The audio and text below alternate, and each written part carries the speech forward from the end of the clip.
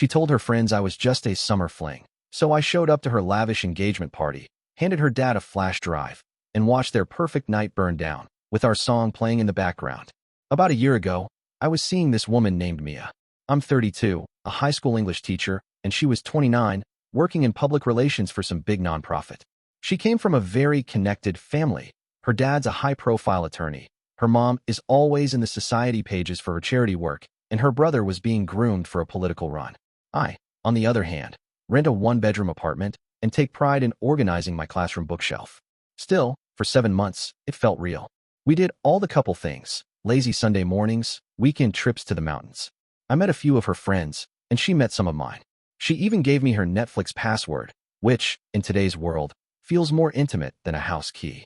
She planned a trip to Puerto Rico for us that we never got to take, but at the time, it felt like we were heading somewhere. Then, one night at a friend of a friend's rooftop party, I ran into this guy I vaguely knew. We got to talking, and he said something like, "So Mia's finally settling down with that guy her family's always liked, huh? Crazy summer, though. I heard about you." At first, I honestly laughed. I thought he had me confused with someone else. But then something started gnawing at me. I kept replaying it in my head. Heard about you. Crazy summer. The tone didn't feel like a compliment. I didn't confront Mia until the next night. We were at her place. I just asked straight up, "What was I to you?" She raised an eyebrow and asked what I meant. So I told her what the guy had said. She didn't deny it. She didn't even try to explain. Just looked at me and said, "We never really defined anything, did we? You assumed." The words themselves didn't sting as much as the way she said them. Like I was just some passing distraction. Like the last 7 months didn't mean anything. Like I was foolish for believing they might. I didn't yell. Didn't try to win an argument I knew I'd already lost. I just left, told her to take care, and walked out. For a while, I tried to let it go. Friends told me to move on, that I dodged a bullet. But that feeling of being quietly erased stuck with me. I kept remembering the moments she initiated, how she'd talk about someday, how she'd hold my hand during long drives, the way she'd say, "I've never felt this seen." None of it made sense anymore, but I still had all of it. Screenshots of her texts where she called me the best thing to happen to her. Photos of us at her family's cabin. Even a drunken voice note she once left a friend, one where she said, "If I ever end up marrying anyone, it'll probably be him." Me. I didn't keep that stuff to be petty. At the time, I kept it because it mattered. Because I thought maybe we had something real. Then, 6 months later, I got an email from a generic wedding planner account. A black tie engagement celebration, invitation for Mia, and, get this, the same guy I'd heard about at that party. The family friend. There was no personal message. No "hope you're well." Just a formal invite with gold embossed fonts and a venue that had valet parking and a champagne wall. I stared at the RSVP link for a long time. I wasn't angry. I was just quiet, detached. Then I clicked yes. Not because I missed her. Not because I wanted closure. Because something inside me had shifted.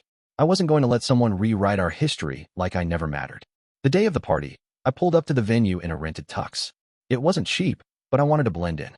This wasn't the kind of event you show up to in anything less than tailored. I shaved, polished my shoes, and brought one item that didn't match the formal dress code, a small black flash drive in my jacket pocket. On it, I'd spent the last 3 weeks stitching together a carefully edited video. Not a rant, not a hit piece, just the truth. Footage from our trips, clips of her laughing during a game night, screenshots of her "I love you" texts, and that voice memo, her voice slurred but clear, saying I was the one she'd marry if it ever came to that. I timed it to the song she once told me reminded her of us. The whole thing lasted maybe 2.5 minutes. Enough to land a punch without dragging it out. I didn't know exactly how it would play out. I didn't know if I'd get stopped. But I figured the best way in was through the person who was paying the bills. I spotted Mia's father near the stage, champagne flute in hand, greeting donors and local press. I waited for a pause in conversation, walked up, shook his hand, and leaned in like I was about to share a heartfelt toast. Instead, I placed the flash drive in his palm and said, "You'll want to play this before your speech. It's about the bride." He gave me that polite, confused smile people use when they can't place your face but assume they're supposed to know you. I nodded, then turned and walked toward the exit before anyone could stop me. I didn't stay to watch, but someone who did, someone who knew enough to text me later, filled me in. The AV guy, clearly following instructions from someone in charge, queued the video up without question. Right after Mia's dad tapped the mic for his welcome speech, the screen behind him flickered to life. What followed was silence. Not the awkward kind. The kind you feel in your chest. I was told there were audible gasps, real ones, not the exaggerated kind. The song played softly over our shared moments, and no one quite knew what they were watching at first. But then came the texts, her voice, that memo. Then came the chaos. The groom-to-be stood up, looked directly at Mia, and walked out without saying a word.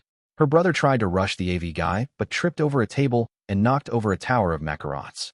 Her mother, mid-sip of wine, reportedly dropped the glass and had to be helped to her seat. Mia shouted something about me hacking her life, and someone else shouted back, "Then why's your voice all over it?" I didn't celebrate. I didn't post it anywhere. In fact, I turned off my phone and spent the rest of the evening walking along the river, just trying to breathe. This wasn't revenge, not exactly. It was just me refusing to let her turn our relationship into a forgettable footnote. I wasn't out for blood. I just wanted honesty to take center stage, at least for once in her world full of curated narratives. Less than 2 days later, the engagement was officially off. I didn't find out through the news or social media. I got a text from the same acquaintance who'd unknowingly tipped me off all those months ago. It just read, "Well, that did it," followed by a link to a gossip column's blind item that didn't name names but was obviously about Mia's family. Something about a high society engagement abruptly canceled after a mysterious video derailed the event. Donations started pulling out from her mom's foundation by the end of the week. Her dad's law firm issued a vague press release about recent private developments that were unrelated to the professional conduct of the firm. Even her brother's campaign page quietly went dark. I didn't celebrate any of it. No fist pumps. There was nothing satisfying about it, really. It just felt done. What surprised me, though, was how I felt afterward. You'd think exposing someone like that would bring relief. Or closure. But mostly, I just felt tired. It's weird. When you spend so much time holding on to something for the sake of principle, it ends up weighing more than you thought it would. Then, 3 weeks later, Mia showed up at my place. I hadn't heard from her since the night I walked out of her apartment. She stood there on my doorstep in jeans and a hoodie. No makeup, looking like she hadn't slept. She didn't yell, didn't accuse, just asked if we could talk. We sat on the small bench near my building's garden. She didn't waste time. Said she knew it was me. That nobody else had those clips. That she didn't expect me to actually go through with something like that. And then, she asked me to delete the video. "I'm not asking for forgiveness," she said. "I know I screwed up.